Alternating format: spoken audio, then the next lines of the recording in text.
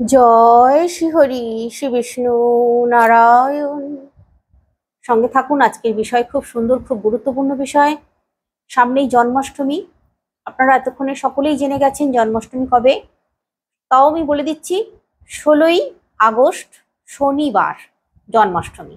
এই জন্মাষ্টমীর দিন আপনারা তুলসী পাতা, তুলসী মঞ্জরি দিয়ে বিশেষ এই কাজ করুন।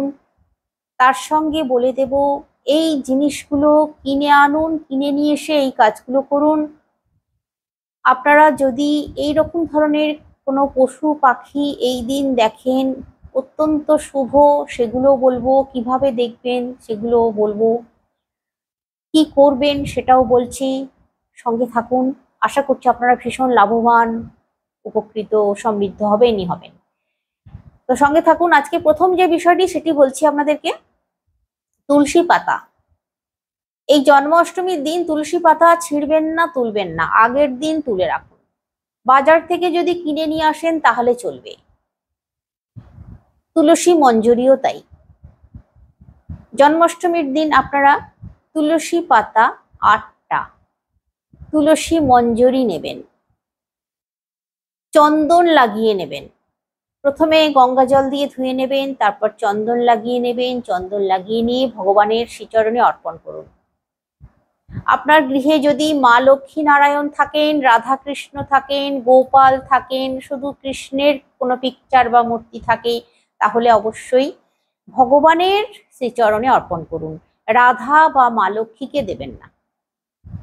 ভগবানকে যে প্রসাদ নিবেদন করবেন, যে জল নিবেদন করবেন, তার মধ্যেও তুলসী পাতা অবশ্যই দেবেন, একটি করে। এই দিন আপনারা ভগবানকে তুলসী পাতার মালা তৈরি করেও পরাতে পারেন।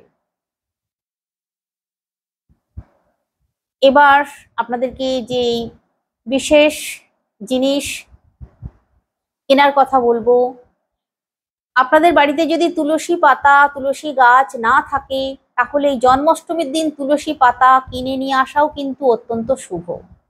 তুলসী পাতা বাজার থেকে কিনে নিয়ে এসে ভগবানকে যদি অর্পণ করতে পারেন, অত্যন্ত শুভ। এবার যে বিশেষ জিনিসটি কেনার কথা বলছি সেটি হচ্ছে ময়ূরের পালক। একটি ময়ূরের পালক কিনবেন। ময়ূরের পালকটা কিনে নিয়ে আপনারা সোজা কোনো মন্দিরে চলে যেতে পারেন। রাধা কৃষ্ণের মন্দির বা শ্রীকৃষ্ণের মন্দির, ভগবানের মন্দির আছে, সেখানে আপনারা চলে যাবেন। অথবা আপনি বাড়িতে কিনে নিয়ে আসতে পারেন, কিনে নিয়ে এসে তারপরও যেতে পারেন। দুরকমই করতে পারেন।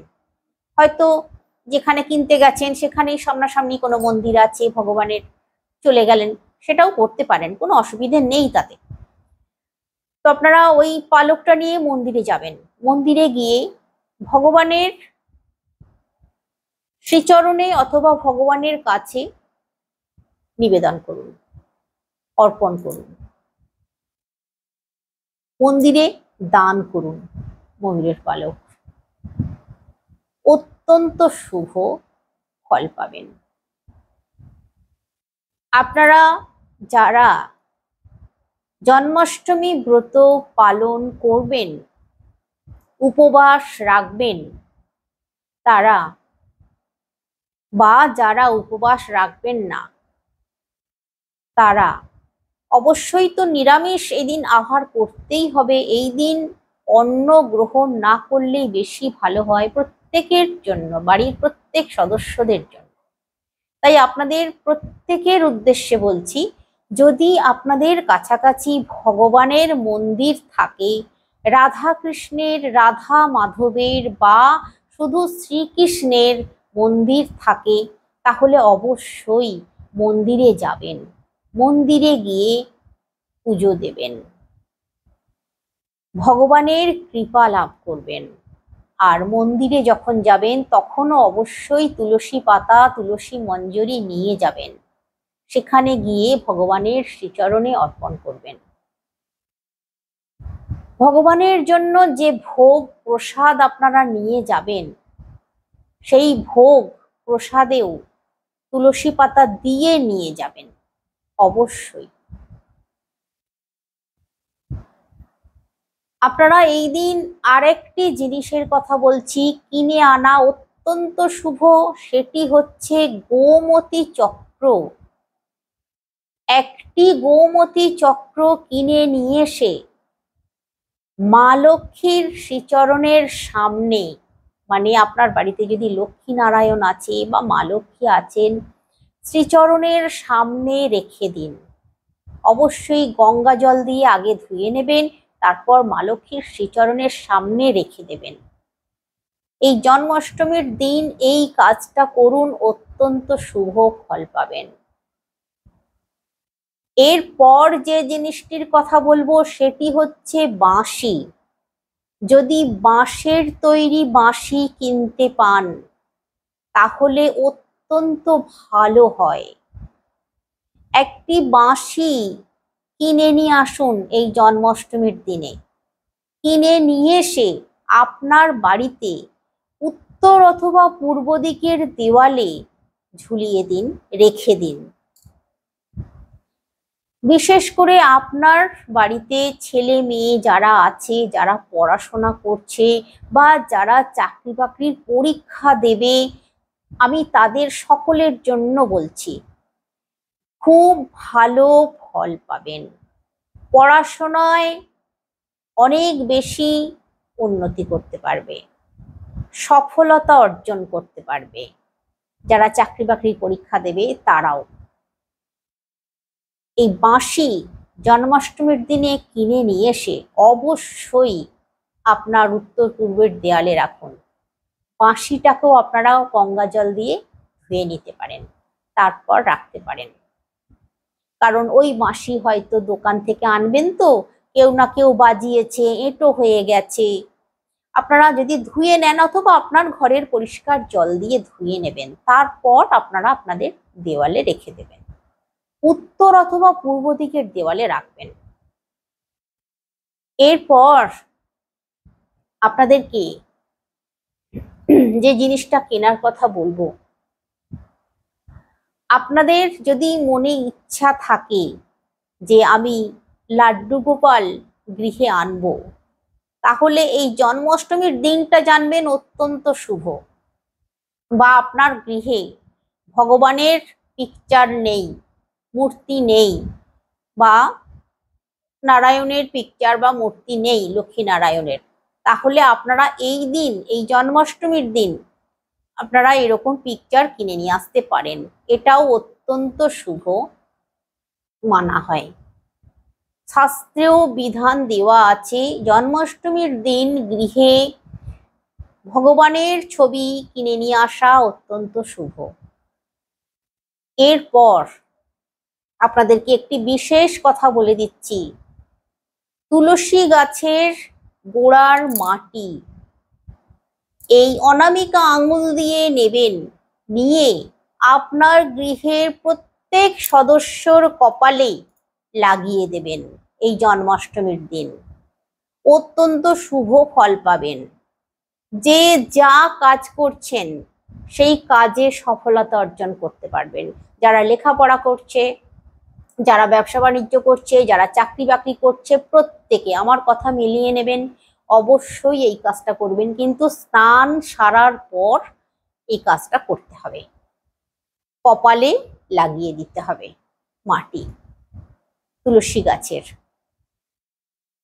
তুলসী গাছের মঞ্জরি অবশ্যই তো দেবেন, আগেই বলে দিলাম। আপনারা যারা তুলসী মালা ধারণ করার ইচ্ছা আছে, এই জন্মাষ্টমীর দিনটা অত্যন্ত শুভ, তারা তুলসী কাঠির মালা ধারণ করতে পারেন, অত্যন্ত শুভ।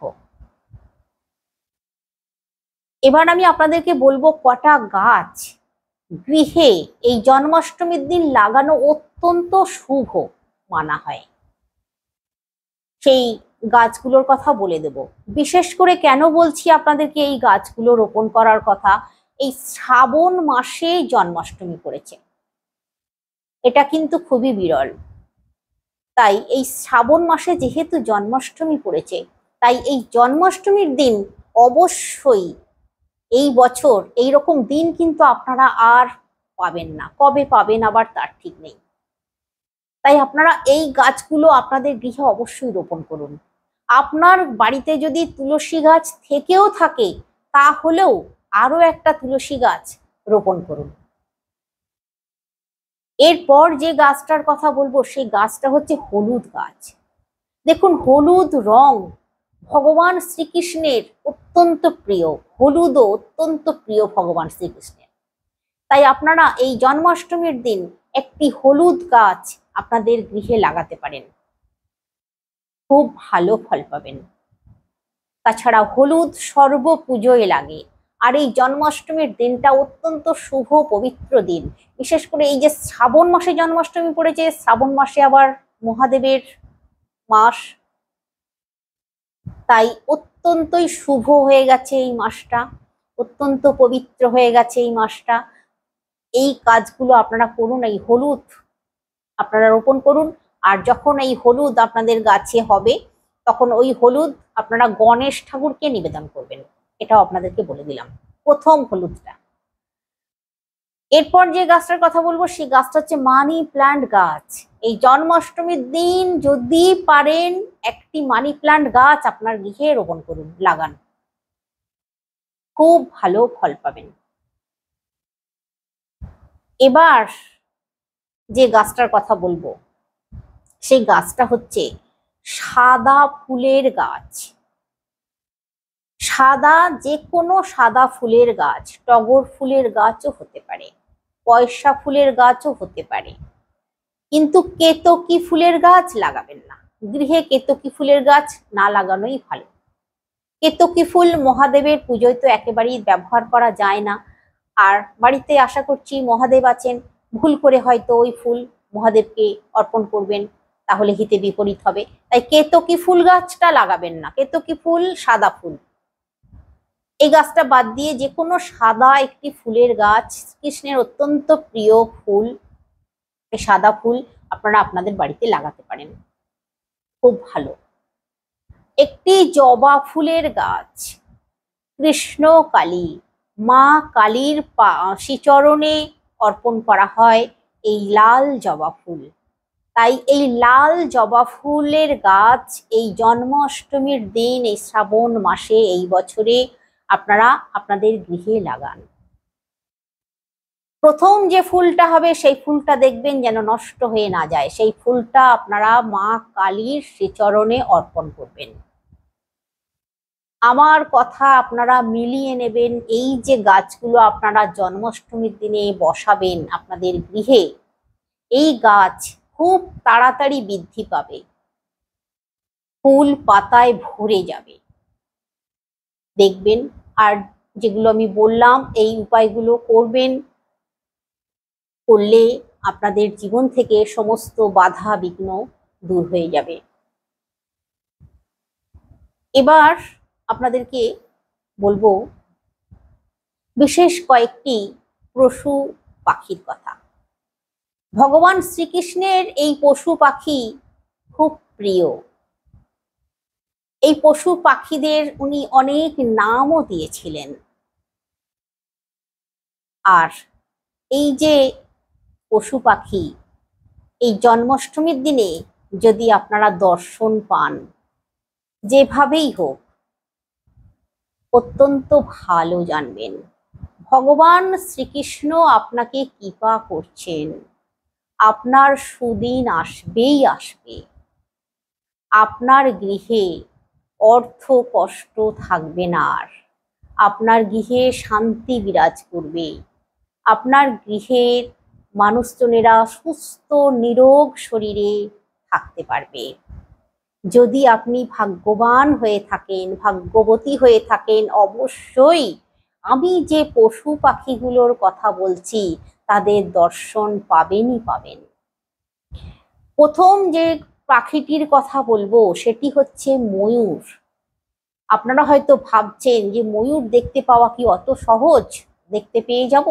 দেখুন, ভাগ্যে থাকলে, শ্রীকৃষ্ণের কৃপা থাকলে হবে না বলে কোনো কাজ নেই। রাখে হরি তো মারে কে, হরি যদি রাখবো মনে করে কেউ কি তাকে মারতে পারবে? তাই যদি তার কৃপা আপনি পেয়ে থাকেন তাহলে অবশ্যই দর্শন পেয়ে যাবেন। যেভাবেই হোক, আমি বলেছি প্রথমেই, যেমন ধরুন আপনি হয়তো কোথাও যাচ্ছেন, কোনো দেওয়ালে দেখলেন ময়ূরের ছবি দেওয়া আছে, হঠাৎই আপনার নজর পড়ে গেল। কোনোদিন হয়তো সেদিকে তাকাননি, কিন্তু ওই জন্মাষ্টমীর দিনই সেদিকে তাকালেন, নজর পড়ে গেল, ময়ূর দেখলেন। আপনি যদি স্বপ্নের মধ্যেও ময়ূর দেখেন, জানবেন অত্যন্ত শুভ। আপনারা যদি মনে করেন একটি ময়ূরের ছবি এই জন্মাষ্টমীর দিন কিনে নিয়ে আসতে পারেন। ময়ূরের ছবি নিয়ে এসে আপনার যে কোনো ঘরের একটা দিকে রেখে দিতে পারেন। খুব ভালো এই জন্মাষ্টমীর দিনে। এরপর আমি আপনাদেরকে যে প্রাণীটির, পশুটির কথা বলবো, সেটি হচ্ছে গরু। দেখুন, আপনি হয়তো আপনার বাড়ি থেকে বেরিয়েছেন বা কোথাও যাচ্ছেন বাজার হাটে, গরু দেখতে পেয়ে গেলেন। কোনোদিন দেখতে পান না, কিন্তু সেদিন এই জন্মাষ্টমীর দিনেই গরু দেখতে পেয়ে গেলেন। আপনার জন্য অত্যন্ত ভালো, অত্যন্ত শুভ। অথবা আপনি দেখলেন কোনো বাছুর গরুর দুধ খাচ্ছে, খুব শুভ জানবেন। আপনারা যদি স্বপ্নের মধ্যেও এই দিন গরু দেখেন এই জন্মাষ্টমীর দিন, সেটাও কিন্তু আপনার জন্য খুব ভালো। আগামী দিনে আপনার উন্নতি হবেই হবে। আপনারা এই জন্মাষ্টমীর দিন গরুর ছবি, কেউ বালতিতে করে দুধ দুইছে বা বাছুর গরুর দুধ খাচ্ছে, এরকম ছবি আপনারা আপনাদের গৃহে নিয়ে আসতে পারেন। অত্যন্ত শুভ, ভালো এই জন্মাষ্টমীর দিনে। এবার আপনাদেরকে যে পাখিটার কথা বলবো, আপনারা হয়তো শুনে হাসবেন, বলবেন এই আবার হয়, এখন এরকম কোথায় পাবো দেখতে, এটা তো ভাবনার বাইরে। কিন্তু এই পাখিটা ভগবান শ্রীকৃষ্ণের অত্যন্ত প্রিয় ছিল। আজকে মানে দুর্ভোগ আছে কপালে, ভালো কিছু বলতেও দেবে না, কিছু